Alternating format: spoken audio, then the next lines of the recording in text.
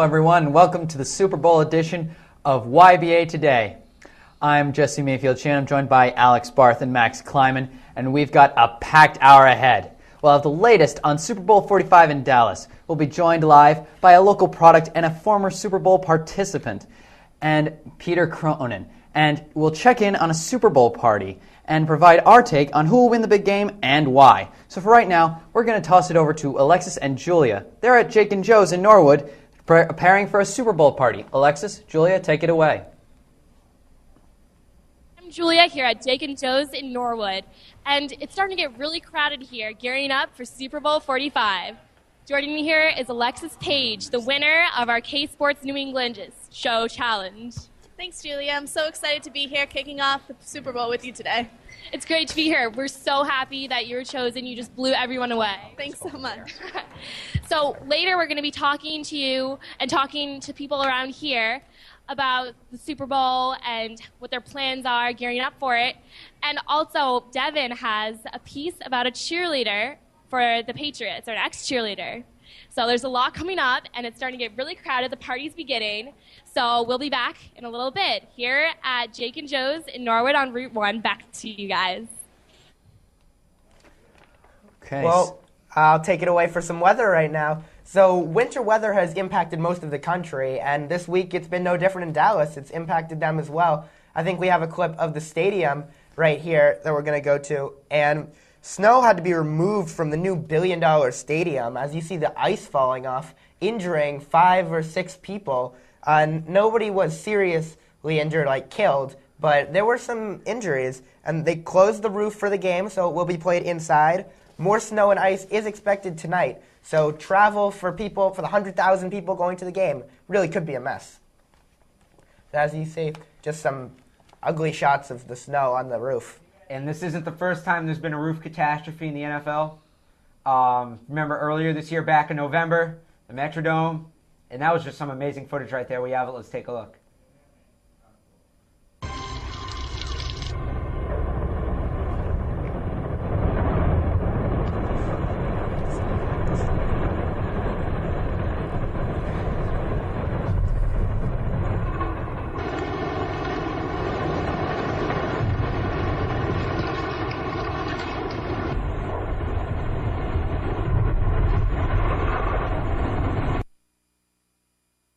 And the Vikings could not play another game there for the entire season. That's how bad the damage was. So let's talk a little bit about the weather for the Super Bowl, Alex.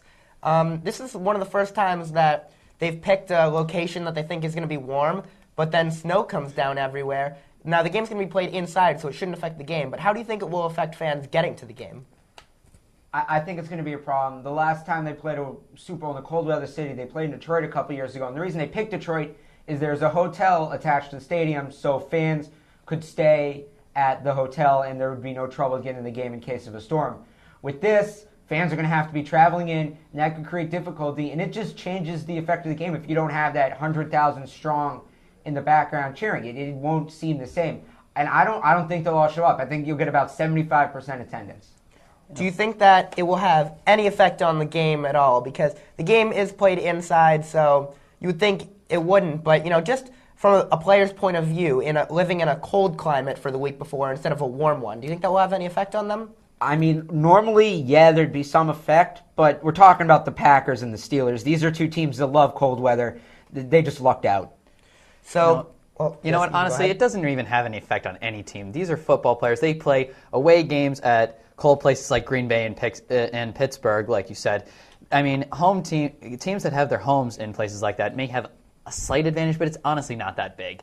No matter what team you are, you're a football team, you play through the winter, you play in a place that are snowy, and this is just, another game in a cold place. So I don't think it's going to affect the players that much. It's going to be a headache for the fans, though. Well, you do bring up the point of how all football players should be able to play in the cold, but a team like the Jets with players like LaDainian Tomlinson and Mark Sanchez have kind of had a reputation of being warm weather players. So if for some reason they made the Super Bowl in a couple years when it's in New York and it's a cold game, do you think that puts them at a disadvantage to play in the cold?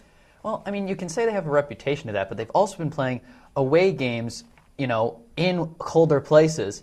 I mean, you look at some of the teams in the AFC West that LaDainian Tomlinson is playing against, the Denver Broncos.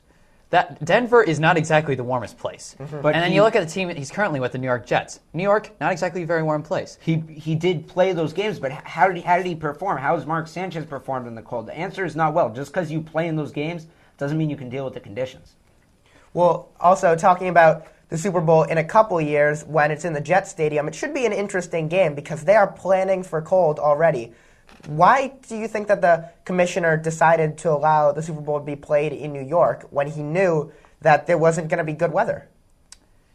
Well, I mean, it's New York City. It's like the biggest city in the world. I guess it's just one of those things. I mean, it's New York City, biggest city in the world, as I said before, and you kind of just have to go with something like that, I guess. I mean, what do you think, Alex? Normally, I love football in the elements. I love when the Patriots go out and play in the snow because everybody fired up. I think football is a game of the elements. But the Super Bowl is one team versus another team. I don't think the elements should have to matter in the Super Bowl. I don't like the decision to put it in New York. Even in New England, being a New England fan and working at the stadium, which means I get to go to the game, I still don't think they should have it because it just messes with the result because the Super Bowl should be two teams against each other. Any other time of the year, bring the snow, bring the rain, bring the sub-zero temperatures. I'm fine with that, but not for the Super Bowl. Well, Bob Kraft came out this week, and he said that he's hoping to have the Super Bowl in New England at some point soon. One, do you think that he'll get it? And two, is there any reason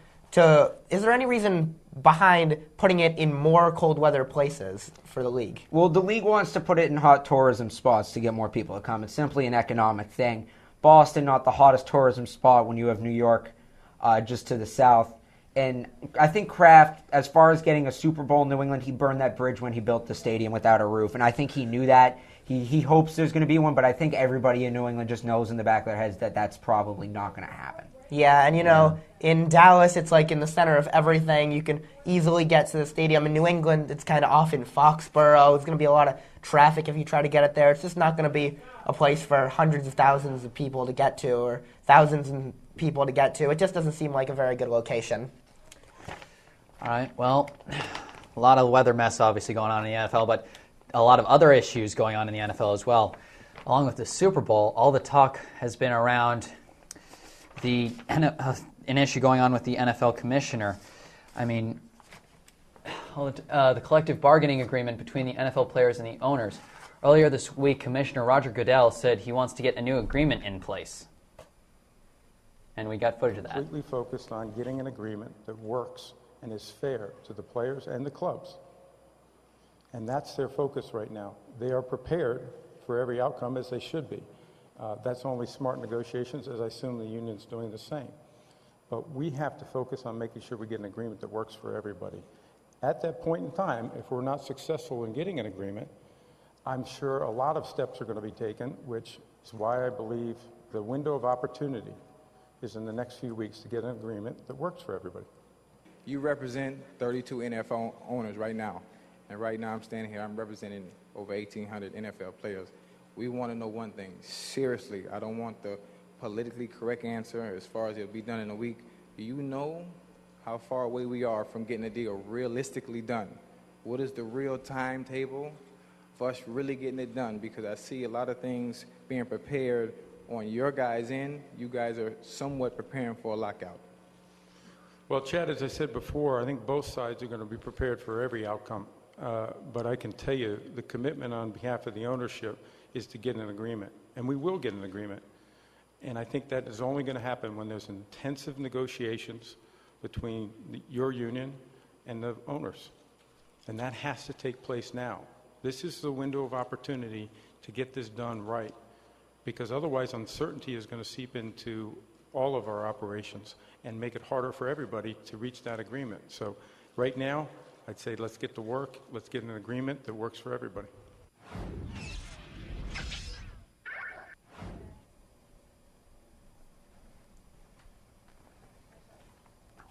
So this is a look at the NFL Hall of Famers for this year. Some great names on there. Richard Dent, Shannon Sharp, Marshall Faulk, Deion Sanders, Les Richer, who's an old-time player, played back in the 50s, made 8 Pro Bowls, Chris Hamburger, and Ed Sable, the founder of NFL Films.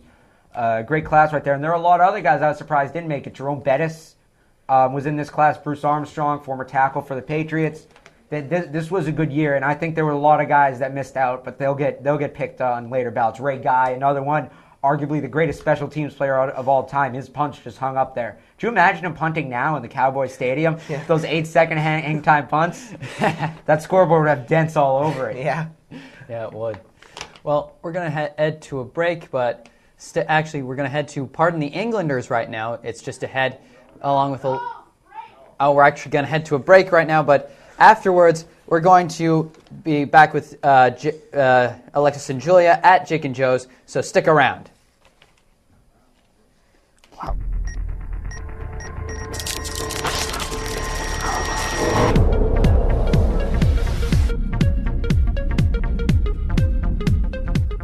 I'm Max Kleiman for YBA Sports. Giving young people the chance and the training to be young broadcasters. That's how YBA started. Hey guys, and welcome to another episode of Back Talk Entertainment. So Ashley, why are businesses using Facebook? Well, the really cool thing about Facebook... Over 370 hours of live student-produced webcast, including the first professional sports event broadcast entirely by kids.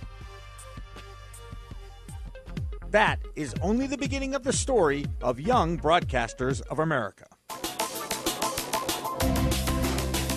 Parents rave about their child's improvement in confidence, poise, and communication skills.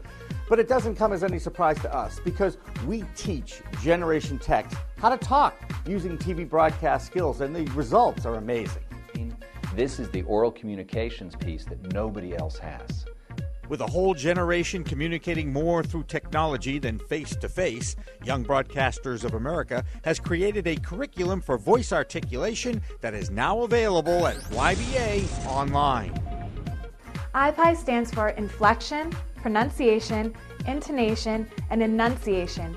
Connecting professional broadcasters with young people has given the next generation of TV talent an edge in communication, in school, and in life.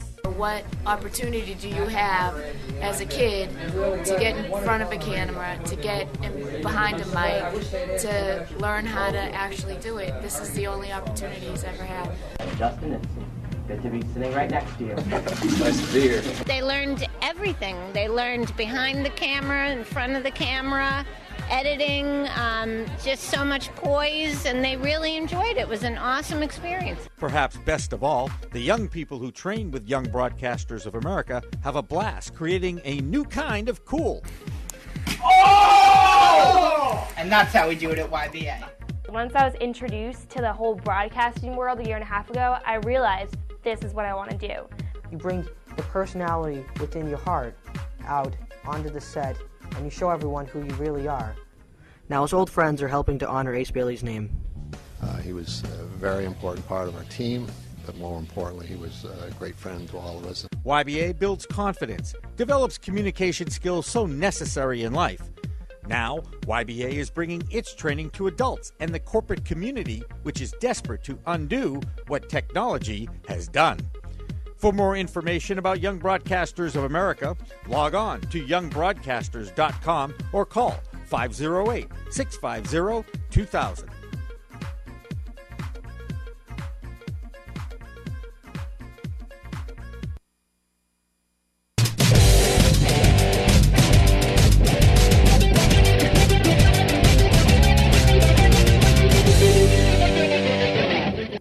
Hello everyone and welcome to another version of Pt1, Pardon the Englanders, here on YBA. I'm with my brother Nick and I am Josh the host, and thank you all for watching. Alright, so let's start with the almighty topic, the Super Bowl. It's tomorrow night and you got the Packers, the Steelers, endless stories. Ben Roethlisberger versus Aaron Rodgers, the defense. Who do you think is going to win? What's your prediction? You want to talk quarterbacks, you can also talk guys, Tom Brady, Peyton Manning, but everybody's talking about these two guys' escape abilities. Mm-hmm. Well, how about the Green Bay Packers defensive line? Their speed, very fast. I think they can catch up to Roethlisberger, and I think could be too much. I think Packers win 37-27. All right, not such a bold prediction. A lot of people are favoring the Packers. I'm going to go the Steelers.